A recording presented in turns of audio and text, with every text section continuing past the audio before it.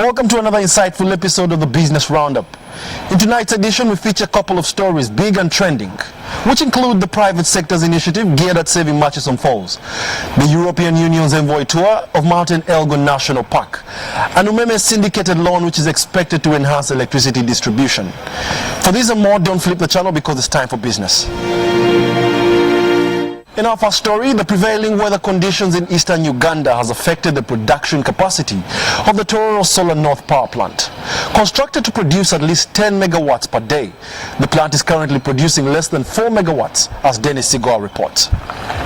Commissioned in 2017, the Tororo Solar North Power Plant has boosted electricity supply to the eastern region, especially to Tororo District and Busia. The construction of the solar power project was funded by the European Union member countries such as Germany, Netherlands, Switzerland and the United Kingdom to a tune of $19.6 million. In their Eastern Uganda retreat, the European Union heads of mission toured the facility to get acquainted with its operations. There is a sister, there is another plant, very, very similar to this, in Soroti, which was commissioned in 2016. And probably this is the way forward. I mean, now we are changing, a lot of things are changing. I was reading articles about innovation which can make 5 times more efficient in the future the solar panels. So this will really change completely the reality of the way energy is. Although the power plant is loaded for achieving its goal, it is currently producing way below its peak, an issue attributed to the prevailing weather conditions. From our historical experiences, the weather patterns this year have changed a lot. So right now we expect it to be doing quite good. So right from 9 a.m. Going up to 4 p.m. we'll have quite a lot of production ranging from 7 megawatt hours up to almost 10 megawatt hours in hourly production. Despite this challenge, the EU heads of missions are convinced that such investments can be a game changer in Uganda's socio-economic growth agenda. Fortunately, it is cloudy, and this technology works at its best when the sun is shining very strongly. So this is normal. As I said earlier, there is a lot of innovation in this sector, and so the production of this plant, these panels built in 2017, will certainly increase dramatically in the next few years. So at the moment, a plant of this kind can produce 10 megawatts, but maybe in a few years' time we can have maybe 50. 5 times more than that by adapting and by using the latest technology. Behind me there are 32,450 solar panels. Each of these solar panels produces about 300 watts in a day, and if you calculate in total, it produces about 10 megawatts direct current and about 8 megawatts alternating current that is sent directly onto the grid. However, due to the weather conditions, this project here produces about 3 megawatts in a day. Dennis Sigor for UBC News in Tororo. Mount Elgon National Park has failed to reach its potential since being gazetted. With just over 5,000 visitors per annum, Mount Elgon is among the tourism sites in the country with the lowest visitor numbers. Lack of funding, poor infrastructure have contributed to the park's woes. On their last excursion of the scenic eastern region of Uganda, the European Union heads of missions came face to face with some of the challenges that Uganda's tourism industry has to contend with. This was on their way up to the Mount Elgon National Park, Kapkwai Gate. However, the muddy and slippery roads did not deter the envoys from getting to their destination.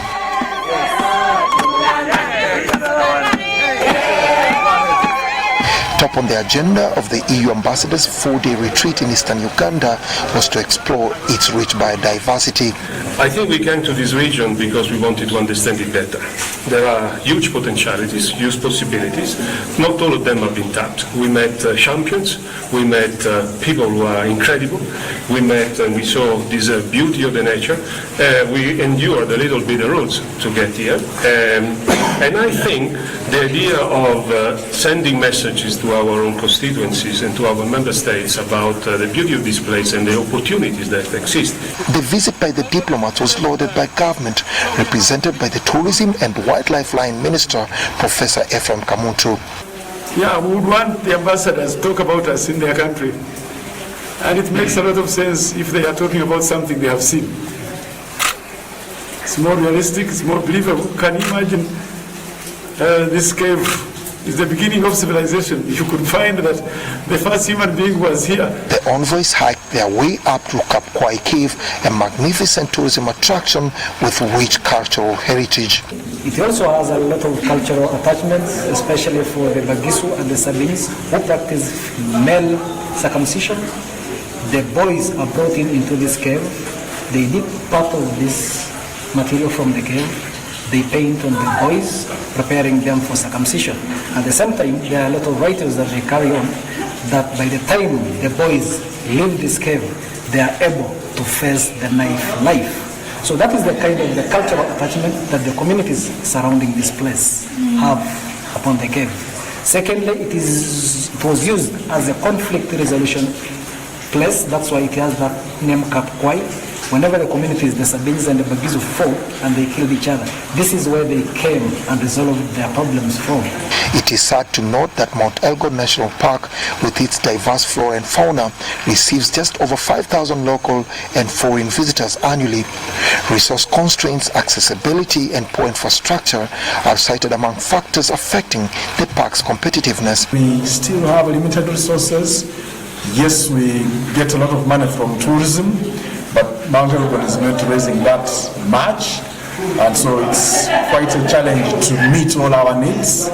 Many of our rangers, for example, don't have accommodation. A vibrant tourism sector has a multiplier effect that cuts across various sectors of the economy. Therefore, addressing the key constraints will ultimately position Mount Elgon National Park among the best tourism places globally. Dennis Igoa for UBC News at Mount Elgon. Uganda's tourism private sector is at crossroads with government due to the imminent construction of a hydropower dam at Murchison Falls National Park in the quest to increase the national hydropower generation. The power dam project has set the public and private sector players at collision course. We are going to fight for our falls. No one should touch them. This is a chant of a frustrated tourism private sector after government expressed prospecting the setup of a hydropower plant at Uhuru Falls, Murchison's seasonal twin fall at the park. Why do you remove this natural heritage and then you borrow so much to construct a dam and you destroy what you have been getting for free? Already the government is telling us they are producing electricity in excess, and we are already paying for that electricity which is generated and it's not used. And they want to destroy a dam, the falls, which are natural, which are not demanding any investment, and then we destroy them just because we want to invest, generate much more electricity, and we pay for what we have not consumed. It is something which beats anybody's sane mind. With the current power demand growing at a rate of 10% per annum, government is prospecting the falls as a viable hydropower source if we must generate 40,000 megawatts of electricity as per the NRM vision of 2040. The 25 industrial parks, as directed by His Excellency the President, being constructed across the country, will need huge volumes of power to accelerate industrialization, value addition, and job creation. The excess power we are enjoying currently will be absorbed as soon as these industries are completed and they are switched on. Hydropower generation in Uganda comes with a controversial history of encroaching on the natural waterfalls in Uganda, which has along the years affected the tourism industry that boasts of being one of Uganda's highest foreign exchange earners. So what you are addressing, my colleague, is a development debate on how you balance development and protection of your natural endowments. So the decision of cabinet, and take it from me, the decision of cabinet after a long debate was nothing doing unless this study shows that you can have hydropower station without disrupting the conservation nature of the falls. Murchison Falls is one of Uganda's top tourist destinations that attracts over 40% of international tourists that visit Uganda. Again, it is interesting to learn that the company which is doing the feasibility study is the company which has been contracted to do the construction of the dam, just in case the feasibility study report favors them. Actually, Murchison Falls brings the leading number of tourists into the country. If you look at the stats of all the national parks, it surpassed Queen Elizabeth around 2014, and up to about 32% of the tourists who come around into the country come to Murchison Falls. Bonang Power and Energy Limited, the prospective company, is currently undertaking a feasibility study to assess the environmental impact of the proposed hydropower project.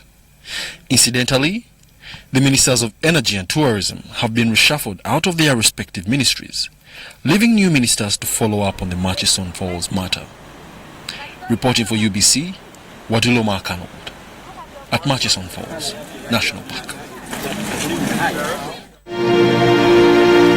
Umeme has secured a 258 billion shilling syndicated loan for investment.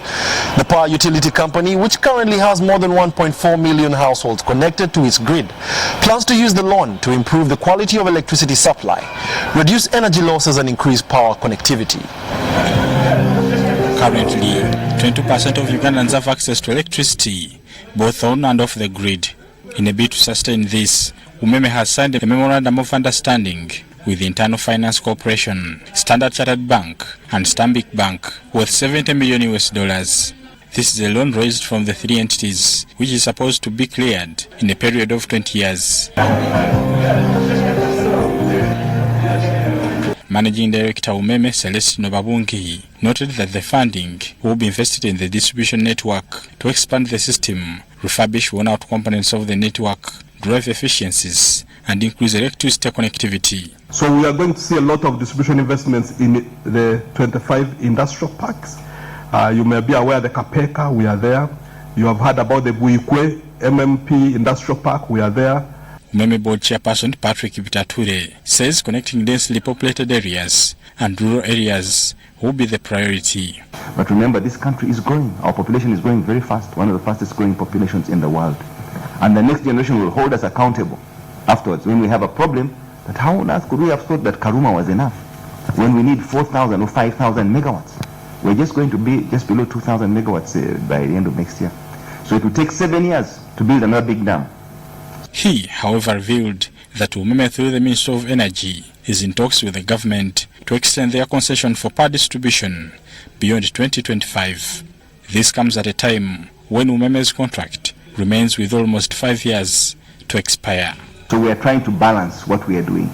And as soon as we get a new concession, we'll be going back to financiers, trying to raise a lot more money because our programs are very ambitious.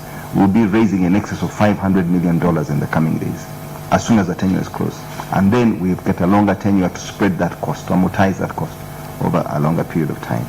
Finance Minister Matia Kasaija, during the 2019-2020 financial year budget speech, stated that the concession with the Umeme Limited will be negotiated and extended to ensure further investment and also lower electricity tariffs. Since 2013, Umeme has invested over 1.7 trillion Uganda shillings in the distribution network, resulting into growth in the number of customers to 1.4 million. Bernard Yiga, Anthony Sanabria, UBC. A model farmer, Joel Cherop, is transforming communities in Uganda and across the continent. His efforts in the Sebei region started in 2010, and so far he prides in changing the youth's mindset about agriculture. Now, as Dennis Sigua reports, Cherop's training initiative is driven by passion. Joel Cherop is the Chief Executive Officer of Atari River Integrated Irrigation Initiative. He currently manages his Kapenguria demonstration farm located on the slopes of Mount Elgon, about 5 kilometers from Kapchorwa town. A journalist by profession, Cherop has beaten all odds over the years to become one of the best farmers in Uganda and beyond its borders. By training, actually, I'm a journalist, but by practice, farmer. And I don't regret the decision I took, because over the last 10 years, the impact across my region, the impact in Uganda, the impact in Africa is so immense. Mine is more of passion. Mine is not about money. I have several youth who look up to me. I have trained them on my farm through a partnership with the Netherlands Embassy and a local NGO. We have trained thousands of youth on this demonstration. Some of them, as I speak, were graduates with ICT degrees. They are now extension officers. Hailing from the hills of Kapchora, Joel is a grounded entrepreneur and mentor for thousands of budding agripreneurs. In this vast agricultural area, Cherop is a perfect example for farmers whose goal is to maximize productivity per unit area. And then saving the youth. The youth are badly off. I see the president moving around with bags of money, giving it to the youth. It's not going to help because they are squandering it. Youth should be brought to apprenticeship programs like the one I have here. They get an element of basic training before we roll out to give them those big money. And same to Operation Wealth Creation. They have distributed millions of seedlings. In this region alone, we have received more than 500,000 apple seedlings. But if you go down to the ground to count how many apples are alive, they are not there. They are not there. Formerly we used to grow a lot of maize, but maize would take 6 to 7 months to mature, and it was promoting a lot of poverty. Raising fees was really a problem. Managing families was a problem. But today you can even see men are relaxed because at the end of 3 months they have something to support their families. In their just concluded retreat in the eastern region, the European Union heads of missions visited Cherop's Kapenguria demonstration farm. Why he is a winner? Because he is a commercial, professional farmer who approaches his farm as a business.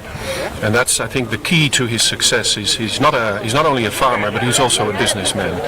And that's what we try to bring across to Ugandans, young or old, that if you want to be successful in farming, and you can, and it is not rocket science, but you have to know what you're doing, you have to be a businessman or woman and wake up every morning thinking, how can I improve my farm?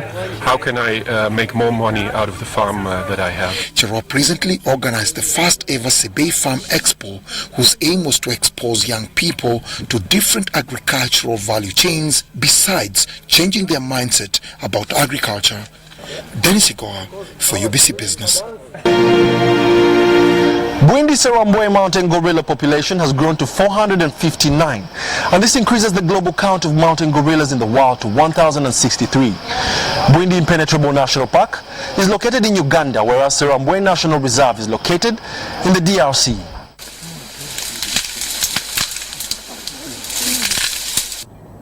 So, we want to tell the world that Uganda, as you have seen, is a host to 2 mountain gorilla populations. The first one is in Gahinga, and the second one is in Bwindi Impenetrable Forest. And as you can see from these figures, I can now very pleased to confirm and to assert that Uganda is a host to more than 50% of the world's mountain gorillas, and Uganda is the only country in the world that can boast of this position. That has been made possible because of your support. This information, Honorable Minister, is very crucial for adequate planning of the activities aimed at ensuring long-term conservation of the mountain gorillas and their habitat, since people can only protect things properly if they know them properly. So on behalf of the Greater Virunga Transboundary Collaboration, I'd like to express my profound gratitude to the stakeholders who contributed in a way or another to make this success effective. We want to turn this, as we've been saying, that we should not be a conflict. We should turn it into a human-wildlife relationship. We need to improve on the relationships. We should not just promote to conflict. We need to come to the point that we are improving the human-wildlife relationship. And that is the message that I've been preaching, Honourable Minister, in the 7 districts that I've visited. So far with my team with the ministry team and the UA, we've been preaching about the human-wildlife relationship. At least as far as we are concerned in Uganda Wildlife Authority, we take gorillas as a very crucial species. If you came to look at books of accounts, you'd realize that much of the revenue on which Uganda Wildlife Authority depends actually comes from gorillas. So which means that gorillas are responsible for conservation, not only in Bwindi and Gahinga and the area, but also in the rest of the country.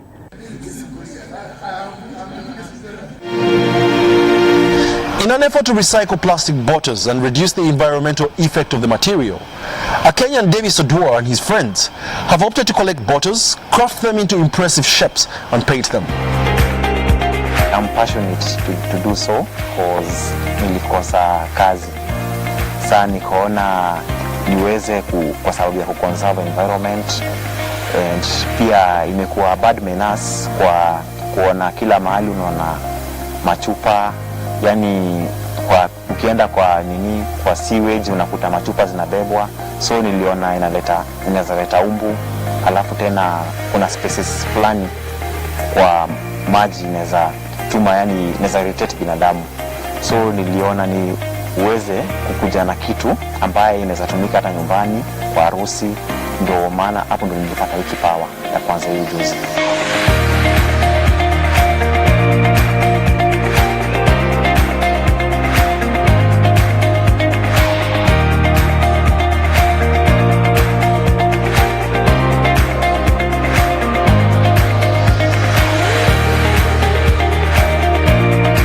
Mwezi wa Julai nilitengeneza 24 flower vases, na kwa hiyo 24 flower vases nilijaribu nikauza 16 of them. So July ilikuwa nzuri sana. Okay, on July nilitengeneza kama 8,000. Inaenda kulingana na season, kwa sababu unakuta kama saa hizi tunaelekea December, most kunakuwa na maharusi mingi, so unakuta inakuwa more profitable.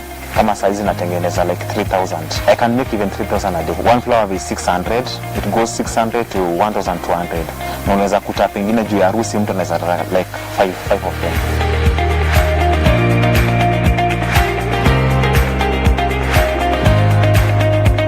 Ni challenge kubwa sana nikienda nikiokota hizi machupa, kwa sababu hata my family walienda wakaanza ku get rid of me, kwa sababu walikuwa naona ni kama I am undergoing psychiatric problem. So hata society pia walianza kuona huyu jamani kama ameshikwa na kichaa, amekuwa wazimu, kwa sababu mara mingi inaingia mpaka ndani ya takataka.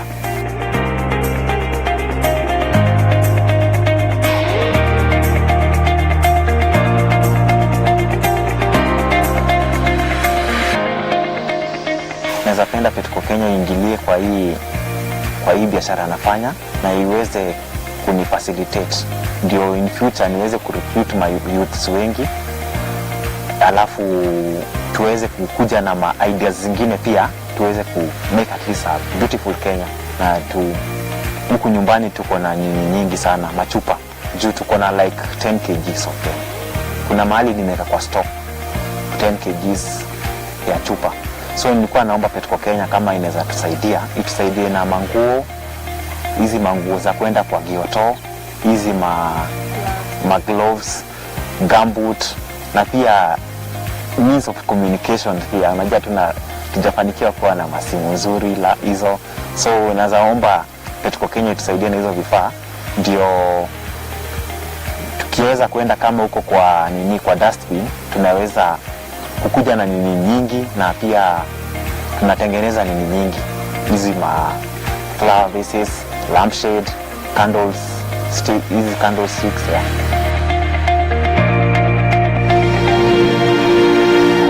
Besides launching new programming for the festive season and continuing to promote their solar setup products, Lule Isma, the marketing and brand manager of StarTimes Uganda, shares an insight of what it means to do business in a fast-changing digital broadcast world.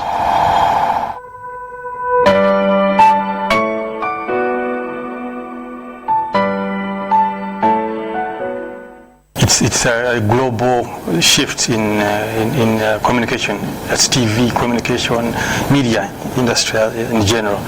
And if you look at our business for the last 1-2 years, people are embracing more of OTT platforms. So they're able to consume TV via their smartphone, which is more on the move.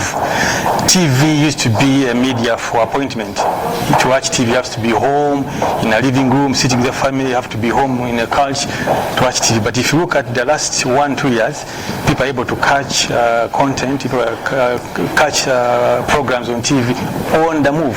Someone can watch TV on their phone, someone can watch TV in their cars. So it's something that is evolving, something that is taking up in the industry. And it's not only here, it is eating up the whole, the world. The global is changing, the consumers' needs are changing, and the trends are taking over the TV industry. The only way we can adapt as a country is making sure that the costs for bandwidth or the broadband internet is most affordable.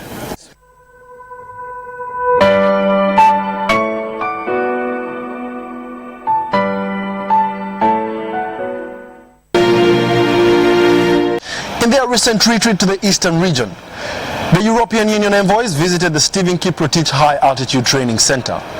Being a rainy season, the envoys had a rough ride to the center, located about 2,600 meters above sea level. Lucky enough, their SUV vehicles managed the terrain.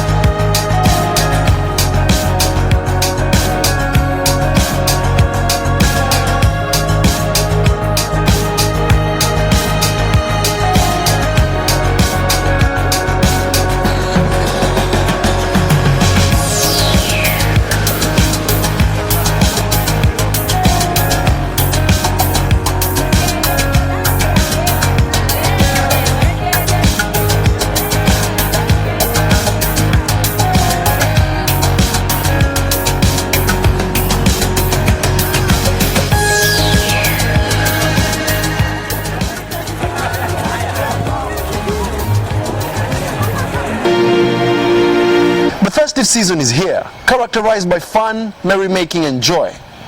Much as you might have so much fun, you might come back from that, but you cannot come back from a bad road accident. Enjoy responsibly, take care of your lives, and drink responsibly. My name is Modulo Mark Arnold. Catch me on the next, same time, same place. From the team and I, it's goodbye.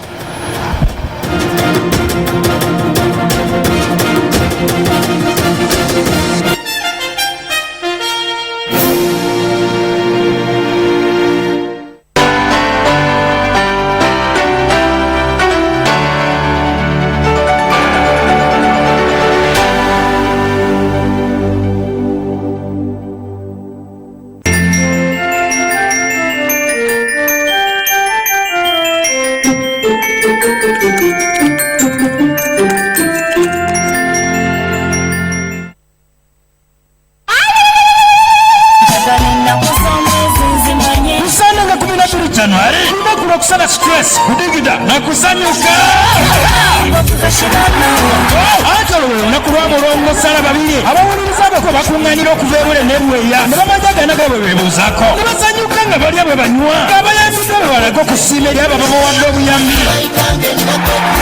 kinaabeera ku kisawo ky'amakivumo ggulu kugambye ttiimu za mulongo zonna ziweddeyo zizisinkane wakati mu ssanyu nga bulijjo abayimbi bangi bakuyimba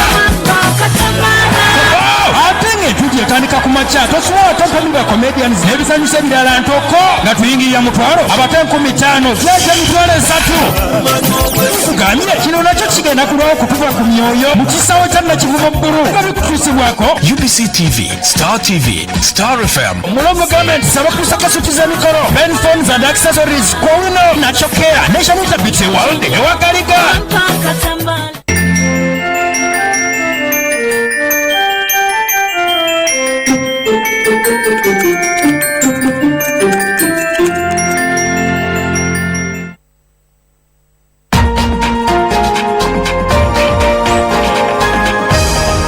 Up next on UBC, brought to you by Airtel, the smartphone network.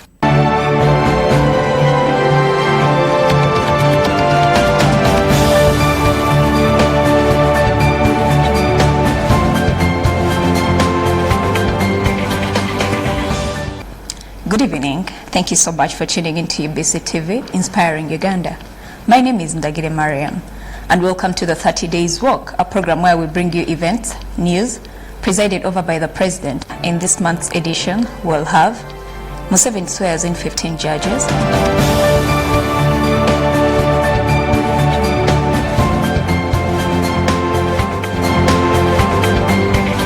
President officiates East African Community Parliamentary Games,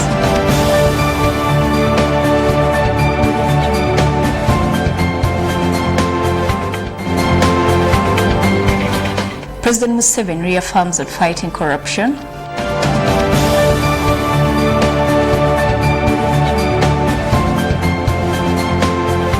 among others. Following their approval by the Parliament's Appointments Committee, President Yoweri Museveni proceeded with the swearing-in of the 15 judges at State House in Entebbe. It should be recalled that recently, President Museveni appointed 15 judges, 12 of whom are to serve on the High Court bench, while the 3 justices will serve on the Court of Appeal.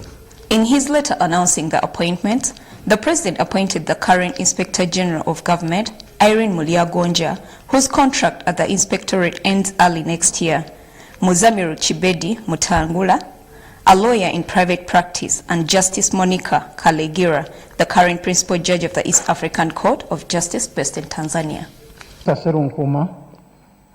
Solemnly affirm that I will be faithful and bear true allegiance to the Republic of Uganda. President Museveni presided over the swearing-in of 3 judges of the Court of Appeal and 12 for the High Court. Solemnly affirm. The ceremony was attended, among others, by the Prime Minister, Dr. Ruhakana Rugunda, and former Premier, Kintu Musoke. Your Excellency, Honorable Justice Irene Esther Mulyagonja. Judges of the Court of Appeal, Justice Irene Esther Mulyagonja and Monica Kalejire Mujenyi, who took the oath in the past, were introduced to the President. Justice Kibedi Muzamil took oath of allegiance to the Republic of Uganda and was also introduced to the President. President Yoweri Kaguta Museveni asked the judiciary in the country to prioritize disposal of business cases so that Uganda is prevented from having a bad reputation. Yes, we have got people who are fighting in bars, we have got all sorts of matrimonial cases, and all those cases are there. People are trying to, whose love has become sour, and they want to separate. But can you please, the judiciary, can you start with my businesses so that they get expeditious and fair justice? Because with the judicial case, when it takes long, people have borrowed money from banks, there is interest.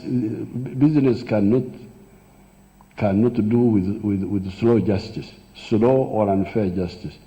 The President, while congratulating them upon their achievement, reminded them to ensure the security of persons and property, adding that murder and rape should be treated as serious matters. I congratulate the new judges. Congratulations. So on the issue of murder, on the issue of rape, on the issue of defilement, our sense of justice is akawakeiva kehoro mugongo gwako. A stealing dog pays with its back. Akawaka kasasora kagunya mugongo. They say in Uganda. The other issue which affects here, my constituency, is the land, the issue of land, especially the Vivanja people here in Uganda, because much of the suffering is concentrated in Uganda here. When I was fighting, I was leading Vivanja owners. These are the people I was fighting with. So it is very difficult for anybody to think that I will stand aloof and allow the Vivanja people to be expelled from their land. And I just keep quiet. It is my duty to shout as loudly as possible to all and sundry, as we say in your legal way. Chief Justice Batka Turebe saluted President Museveni for enabling the appointment of judges and thanked him for the recent enhancements of the salaries of judges. We in the judiciary know you as one of the biggest supporters of the judiciary. And these appointments, to my recollection, this is the largest number of judges that have been sworn in at the same time. We still lack numbers, Your Excellency, but we take the gesture. And we have taken your counsel that let's start with the few, remunerate them very well, and then take the next batch as resources become available. And in that regard, sir, we thank you and the government for the recent enhancement of the salaries of judges.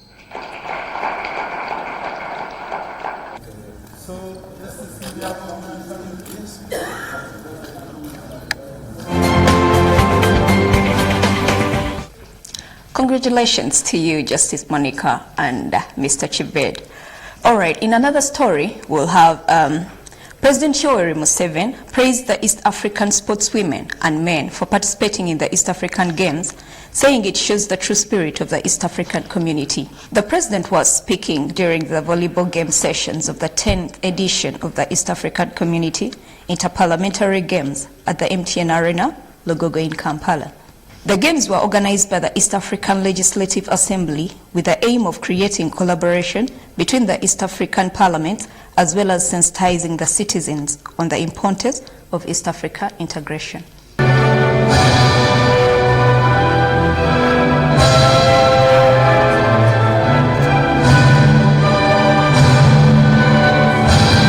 The games were organized by the East African Legislative Assembly (EALA) with the aim of creating collaboration between the East African Parliament as well as sensitizing the citizens on the importance of the East African integration.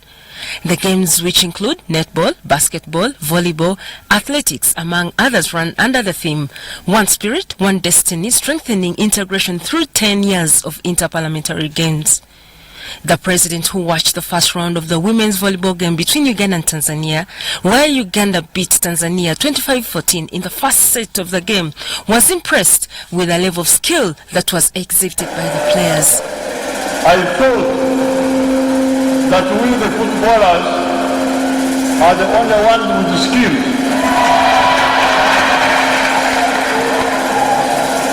So, I congratulate you. When it comes to competition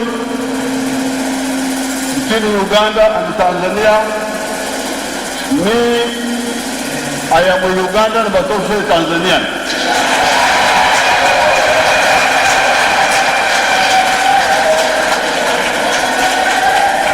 So the other time, when the Ugandans lost, they were very unhappy, but me, I didn't mind. I said, kama Tanzania imeshinda na mimi nimeshinda. I cannot miss an East African function.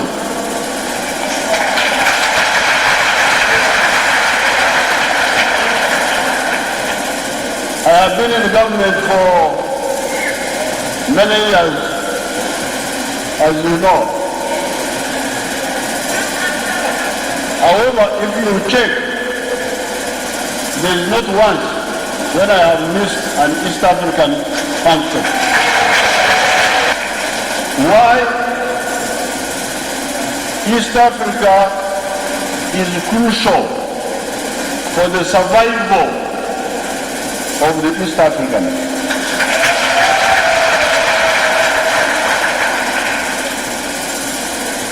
If you talk of modernity, you cannot have a modern way of life without a market to buy what you produce. And the East African market is bigger than the market of Uganda, the market of Tanzania, the market of Kenya, the market of Rwanda, of Burundi, of South Sudan. The Speaker of Parliament of Uganda, Right Honourable Rebecca Kadaga, thanked President Museveni for showing the East African spirit. So thank you for coming to be with us today to show the spirit of the East African Cooperation